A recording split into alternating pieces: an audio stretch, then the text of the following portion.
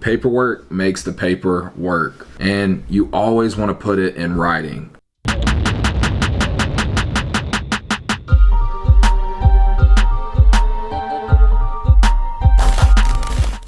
What's up, guys? Welcome back to the channel. My name is Derek, aka Flippingahouse, and if you're new here, we talk real estate, financial literacy, and just how to get better. But today's topic is going to be surrounded around real estate, and we're actually going to dumb it down and take it to the basics of real estate. I get a lot of questions, a lot of DMs about how to get started, how does real estate work, how are you doing so many deals? So I figured I would just break it down to the simple level for you guys to understand. So it doesn't matter if you've been doing real estate for 10 years or you're just getting started, this video is gonna have some gems for you. So stick around, it's gonna be a good one. Now, when we look at real estate or sales in general, or even life, a lot of things revolve around what we call a sales funnel or a funnel in general. And it starts at the top and it slowly comes down, and the idea is at the bottom a lead or a deal will pop out or come through.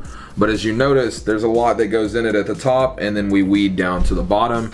And I want to talk about those steps along the way to get you to a deal and get you some money in your pocket through real estate. Now, once again, this applies to you if you're a realtor, you're an investor, a newbie, or a seasoned veteran. It doesn't matter. What I'm about to talk about is going to put you ahead of the game. So as I mentioned before, it's all going to look like a funnel. And let's start at the top of the funnel, and that is marketing. It doesn't matter if you're trying to get a date or you're trying to get a real estate deal under contract. It all starts with marketing. What are you marketing? Who are you marketing to? And how consistent are you with that marketing? Now, a lot of times when realtors get started, they have no idea how to get leads, and it all starts with the marketing and what type of marketing you're doing. I think a great place to start, and I've heard from my friends who are successful realtors, is open houses. Just getting in front of people is a great place to start. It doesn't matter if it's your open house or you're just sitting in for an experienced realtor in your office. The point being is you're going to get in front of buyers and sellers, and that's where the experience comes from,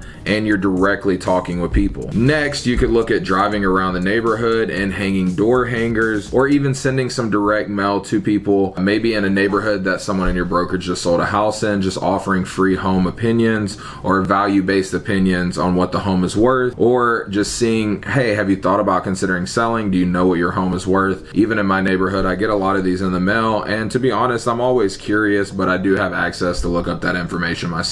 Now, another key marketing tactic that you can use that is very similar to going to open houses and kind of like direct mail is cold calling.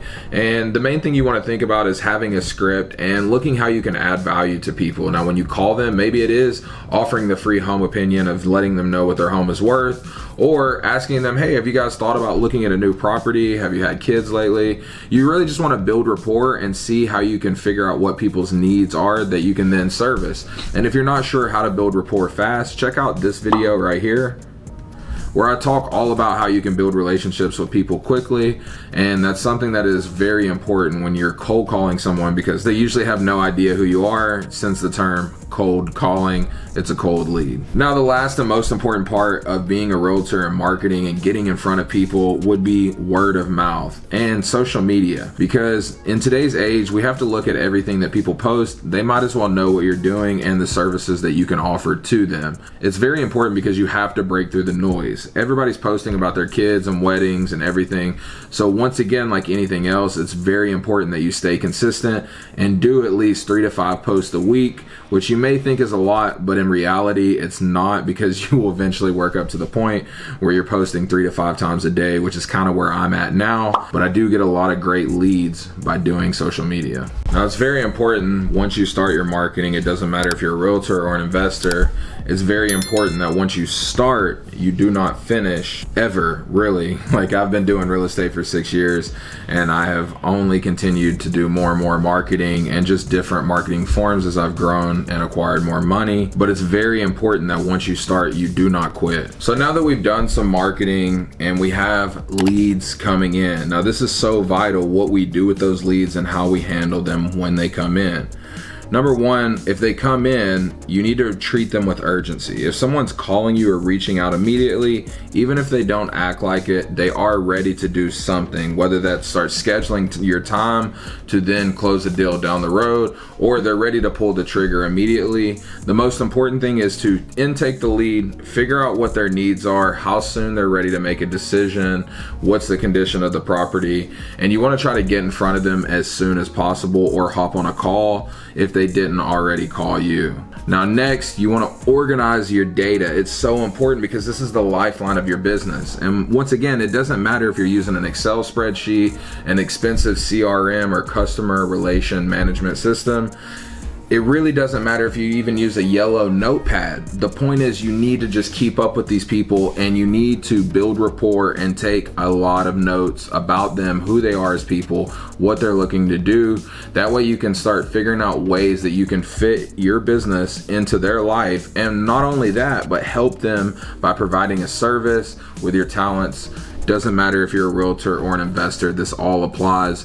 But it's so important that if you do all this marketing, you spend all this money, that you have some type of intake when a lead comes in and some type of tracking. Because when you keep up with these people, the next step, which we're gonna move into, is follow-up. And why follow-up is so important is because you have to have these people's information. Not only is it a necessity to survive in sales, it's part of your job. And a lot of times you think, well, a client told me that they'll follow up with me. Guys, you have to realize that things happen in people's lives, and I don't think they mean to be disrespectful to you. It's just things happen and they forget. That's why it's our job as salespeople, as people in real estate, to follow up with these sellers or potential clients, because not only are they pushing us off to the side, they just have a million things going on in their life, and it's just not a priority for them now. Whereas maybe you're trying to get a commission or you're trying to put food on the table, it's very important to you, which is why you need to make it a necessity to follow up and create a schedule around the follow-up. And here's how I like to look at it. If you're talking with a client and they're like, hey Derek, I really like what you have to say, but I'm just not interested in selling right now, but I am in the future. Could you follow up with me in a month? Absolutely. Whatever time frame that they give you though, you want to cut that in half. And that's because, once again, maybe in 2 weeks they are ready to sell, their schedule has cleared up, they're ready to make a decision, but somebody else calls them in between that time of a month. But if you would have just followed up in 2 weeks, right? Because as humans, we hate commitment and we hate being pressured. That's why it's your job to follow up with people. Now, on top of that, it's always good to have a script, but I'm more about building a relationship with these people, and they usually know why you're calling, right? I'm this random person. I've been calling for months. At 3 to 4 times that I've followed up with them, they're probably gonna start to understand who I am, and I want that relationship to be there. So something me and my partner like to do is, when we're following up with people, we don't necessarily make it about the deal because they usually understand why we're calling. I just like to take notes and keep very detailed I like to take notes and keep very detailed notes as well in a CRM or even in an Excel spreadsheet about these people. And once we know how to build rapport, we have notes that we can refer to from this person. And maybe it's, hey Cindy, I know you were about to have your son's birthday party. How did that turn out? Did he have fun? What was it themed around, right? Because people do business with people that they like, know, and trust. And if they don't know you, like you, or trust you, they're not gonna let you handle one of the biggest assets that's going to happen in their life. And you have to think about, most people only buy or sell 1 to 2 houses max in their entire life.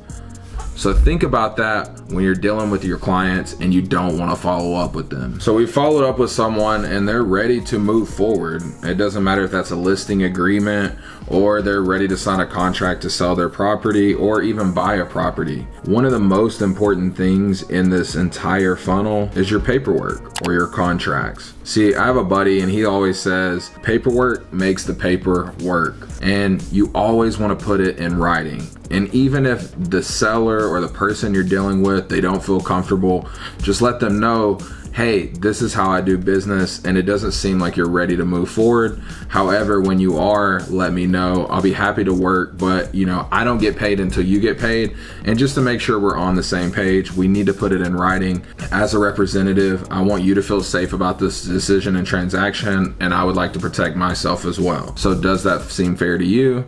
Yes or no? And typically they're going to say yes because everybody wants to make sure that they're treated fair, and they all want to make sure that they're protected, as so do I. Now, if you're on the investing side, one of the questions that I always get is, should I do a state contract or should I do a 1-page, a 2-page? To be honest, you really need to fill out your client.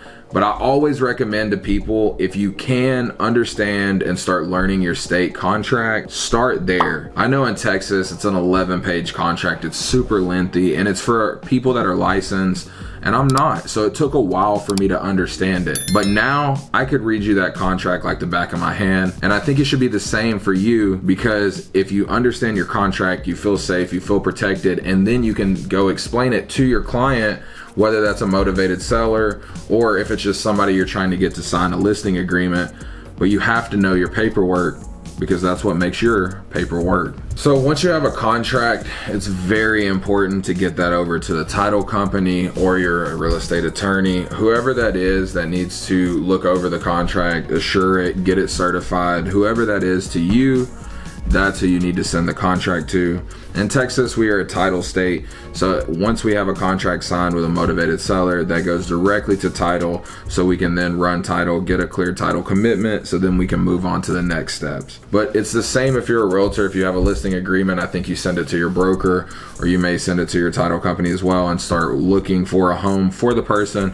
Or same if you're buying, I think you get a buyer representation and then you send that to your broker. Once again, I'm not licensed, so you might want to verify if you are a realtor. I'm just speaking from my experience and what I know. But let's take a moment to step back and take a look at the sales funnel and where we've gotten to so far. So number one, you have your marketing. You send out some marketing and then you get a lead, and a lead comes in. That's step 2. Now, once you have a lead and it comes in, you then need to follow up with it. Once you follow up with them and they are ready to make a decision, we need to get something in writing or put it on paper, and that's where your contract comes in. And then one of your final steps is going to be close the deal. It's going to look different for each side. Like I said, if you're a realtor, closing a deal might be getting a home under contract, going through that process with the title company, and then closing, or vice versa, selling a home, bringing in a new buyer, going through title, and then closing the deal and getting paid. If you're wholesaling a property or you're on the investing side, that would be bringing in an end buyer and closing out the deal. Or if we're flipping a property, that means that we've went through all the work, we've then listed the property, we found a buyer, we've made it through inspections, and then we close out the deal and we get paid. But regardless, all these steps have to be followed. And like I said before, it starts out really big and it squeezes down to the end. And at the end, that's where a lead or a deal falls through, and we're able to then make some money, which is very important because that's why we're all doing this, right? And the last and most important step is going to be repeat. I know that may sound stupid, but it's so true. So many people get started and they may even go through this whole process and close a deal, but then they get one deal and in the process they quit doing all the other steps. It doesn't matter if you have a couple under contract, one under contract, even if you've made it almost all the way to the last step, the point is you still have to be marketing. You still have to be following up with people. You're still constantly taking leads in. Like, none of this stuff stops once you start, because once you stop, you kill your momentum. And it's super hard to build momentum back up. And this is pretty much the rabbit wheel that I was on the first 2 years that I was in real estate, because I would make a lot of money, I would get deals, and I would quit marketing, and I would quit following up, and then I would have to start all over. And when you do this in real estate, it takes 3 to 6 months to really start getting in deals, depending on how consistent you are. So it's so important that once you get going, you do not stop. Now, like I said before, this is just real estate basics 101, and it's really a breakdown of how a sales funnel works and how you can go from knowing nothing about real estate to then closing a deal. So I really appreciate you guys watching this video. If you haven't already, make sure you like, subscribe, and turn on post notifications, because I'm dropping weekly videos. And if you want to see what a day in the life of a full-time real estate investor looks like, please check out some of my other vlogs and instructional videos. If you're not already, make sure you're following me on Instagram and TikTok, as I drop daily content there. Until next time, peace.